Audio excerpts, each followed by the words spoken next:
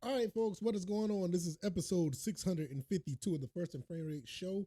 I am VF Baller. Over here, we talk about Georgia Southern Atlanta Falcons football, and this is going to be a much different looking show. I'm going to give you a little background of what's going on here before I get started. My other computer, the one I normally do all the shows on, it's pretty much, I think it's overloaded with a lot of stuff or it needs an update. So I'm doing this from my other computer that I have over here. So that's why you don't see all the fancy overlay and all this other stuff. So I'm going to be using, if you watch this on YouTube and Rumble, I'm going to be using this computer from now on. So there's going to be a revamp of the visuals. If you're listening to this on the podcast avenue, you may not really understand, but the YouTube side of things or the Rumble side of things, all the visuals going to be totally different. I'm going to probably revamp it by the time, I want to try to do it by the time the first week of the football season is over. So probably this upcoming Monday. Hopefully I have a whole new setup because my software and everything was just going haywire. So I jumped over here and it just gives me another opportunity to actually, go ahead and start using this, just using this computer and set up something different. So it may be a little different. The audio may be a little bit off for a second. I'm gonna try to work on all of that and everything, but this is basically what I'm dealing with right now. So hopefully you guys bear with me, and we'll just go from there. Um, Today we're going to talk about the 53-man roster. Not Georgia Southern, but the Atlanta Falcons cut a whole bunch of guys, and we're going to look at the official 53-man roster that we're going with in the regular season. It's some pretty interesting things on here, but I don't want to lead you guys on to think something what it is, because if I have my old overlay, I'll have the roster up on the screen. But basically on AtlantaFalcons.com, it is just a roster. It's not a depth chart. It's just a roster. So we're going to get into all that and give my thoughts and opinions. So if this is your first time here, welcome. I can be found on YouTube and Rumble. I'm also on Anchor, Spotify, Apple, and Google Podcasts. I am in the works of moving the podcast to another. I'm adding another avenue, so hopefully you guys will check that out as well. As soon as it be up, I think you guys will be pleasantly surprised where I'm adding another avenue for you guys to listen to. So that's going to be awesome. I can be found on Twitter or X at VF Baller, and the website is firstandframerates.com. So like I said, this episode is going to look a little weird, but trust me, it's all going to work out in due time.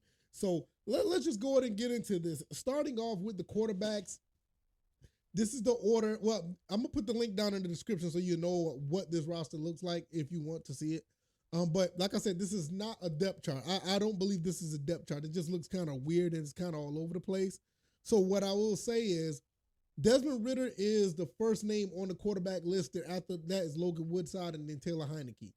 I don't know if Logan Woodside beat out Taylor Heineke, but I'm not mad either way. But he made the 53-man roster. We're going with three quarterbacks on the roster, so that's cool. The next is the running backs. We got Bijan Robinson, Cordell Patterson, Keith Smith, and Tyler Algier. Now, this is weird. This doesn't make sense because Keith Smith is the fullback, but he's in front of Tyler Algier. Does that make Tyler Algier fullback number 2? They don't even have fullback on the roster, but nevertheless, they have Bijan Robinson first. I don't think that's going to be the case. People are already saying because they see this, they think Bijan Robinson's running back number 1. I think he's going to be used the most out of all the running backs because how versatile he is. But I'm not sure if he's going to be QB. I don't think he's going to be running back 1 yet. So, but nevertheless, you got Robinson, Patterson, Algier. You have Smith. You can't go wrong with either of these 3 running backs. Now, wide receiver, this is kind of interesting. They left off a name, and that's kind of surprised that they did, but we'll talk about that in a second.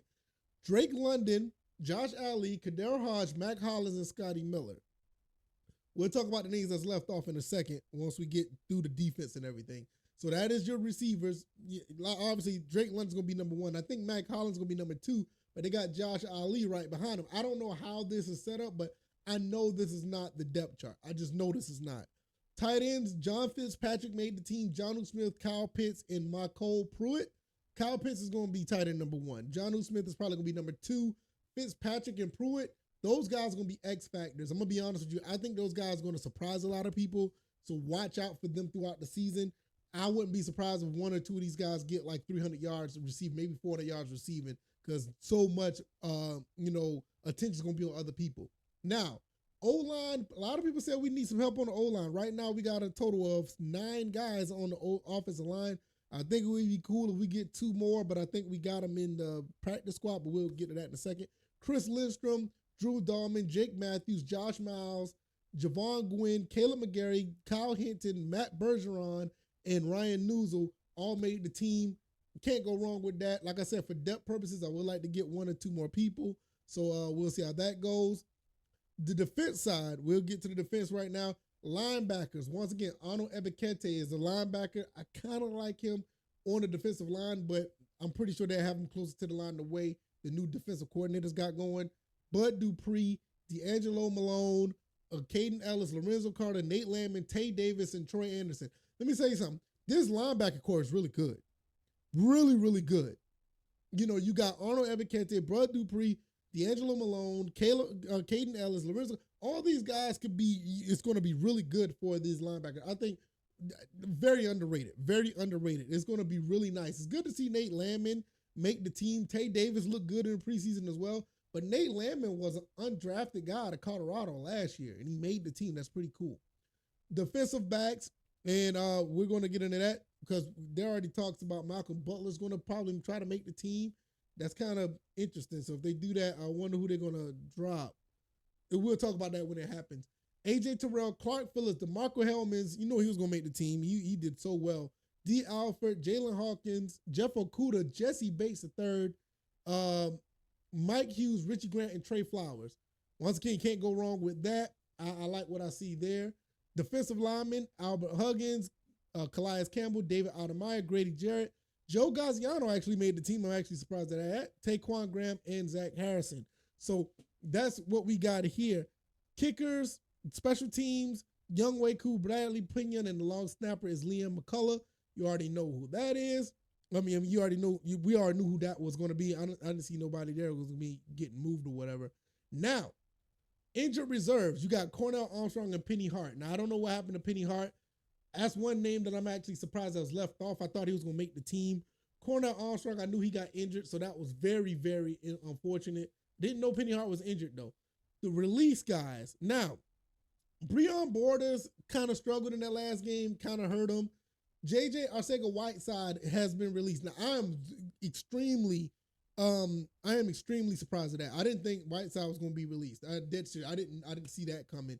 Jonathan Harrison, offensive line, Andre Smith, and Kamoko Ture, both of those guys are linebackers, been released. Now, somebody tell me, what's the difference between release and waived? Because I don't know. But you got a lot of guys that are waived. This is the same thing. I guess waived mean you can still make the practice squad, I guess. I don't know. But these are the list of people that got waived. Michael Abernathy, which I'm kind of surprised at that. Slade Bolden, kind of, okay, I can see that happening.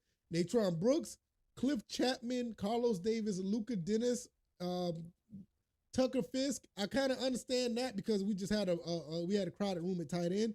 Frank Ginder, linebacker. I'm actually surprised he got released. He actually played pretty good. Darren Hall was released, which is that was a little surprising. Damon Harris, defensive lineman. Keelan Harris, wide receiver. Parker Hesse, once again, that tight end group was just too crowded, so somebody had to go. Timmy Horn was released, which is extremely surprising. I didn't, because Timmy Horn played pretty good. Godwin Iwebuke, I think I said that right. Bukai, I'm not good with names. I'm sorry if I messed that up. He played good in the preseason as well. Somebody may pick him up because he did really good coming for the preseason. Mike Jones, linebacker, which is kind of interesting because he wore number 45. Another Jones was just released as well, but he was a former Falcon, played for the Panthers, and he just got released today as well. Laquel London, Zay Malone. I don't think this was the deciding factor, but when Zay Malone dropped that pass in the end zone against the Bengals, I told myself, I said, I don't think he's going to make the team. I think that was his moment to possibly make the team if he made that catch. I could be completely wrong. Don't I could be wrong, but that was my thoughts. Michael Minette, I'm surprised that he was let go. Kavion Patton, defensive lineman. Clint Rakovic, running back, was released. Trevor now Patton and Rakovic basically once again just like with Godwin, those guys it was just too crowded. So I didn't think that they did anything wrong. Trevor Reed, offensive lineman. Justin Schaefer, Max Sexton. Justin Schaefer, I'm surprised he was waived. Hopefully, he did put him back on the practice squad. Max Sexton, he did okay. Tyler Vrabel, I'm not surprised. Tyler Vrabel was god awful. I'm not gonna lie. Between him and Jalen Mayfield, I don't know what to say about those two. But Jalen Mayfield had a longer body at work, and you saw he was released before all this happened. But nevertheless, Carlos Rogers. Damn, rest in peace to Carlos Rogers. Carlos Washington Jr. for the running back. Once again, that running back, like the tight end, too crowded. And Barry Wesley, offensive lineman, was waived as well. So that's basically what we're looking at with this entire situation. I feel that at the end of the day, this was a pretty good look as far as roster goes. I don't see anything wrong with what we have here, and it's just a few things that was kind of that stood out that was kind of surprising. The JJ Arcega-Whiteside and Parker Hesse was another one. Fisk, I get it. Those two guys were tight ends. I saw that coming. I was what can you do there? What was the other one I thought that was really surprising? I don't want to hold you guys up before I get out of here. But it was a defensive lineman, I think. Not Genda, not Frank Genda, not him. Timmy Horn. I'm actually surprised that he was released. So that's pretty much going to be it. Let me know what you guys think. We're down to a 53-man roster. This is what we're going to roll with when we go up against the Carolina Panthers this upcoming weekend. I think we got a pretty solid team, man. I like what we see. I like what I see here. The depth chart is not full. I don't think it's complete because you got guys that are out of space. There's no way John Fitzpatrick is the first name on the tight end list. He's going to be tight end 1, and Kyle Pitts and Jonnu Smith is 2 and 3. I don't see that. I could be wrong, but I don't see that. But let me know what you guys think. If you like this commentary, the like button, share the podcast, subscribe to the channel if you haven't already. Like I said, I got things moving and shaking right now. It looks kind of wonky right now because I don't have all my overlays, but all that stuff will change. I'm just going to move everything to this computer by the end of the week, so it may look like this for the next couple of days. Definitely this weekend, I will make the transition to make it look more, like a podcast. Also, I'm going to probably just revamp everything to make it look much more different than it was before. So this just gives me an opportunity to change things over for the new season. So we'll get to that. Also, I can be found on Anchor, Spotify, Apple, and Google Podcasts. I can be also found on Twitter or X at VF Baller. Some of the stuff that don't make it to the show ends up over there. So if you want to follow me over there, that's awesome. Also, the website is firstandframerates.com. You can go over there and support the show in ways if you want to throw a cash app at me or if you just want to subscribe to the podcast over there as well. All right, y'all, I'm going to get out of here. It is kind of wonky how things are going, but we're going to push through. I got to make this content for y'all.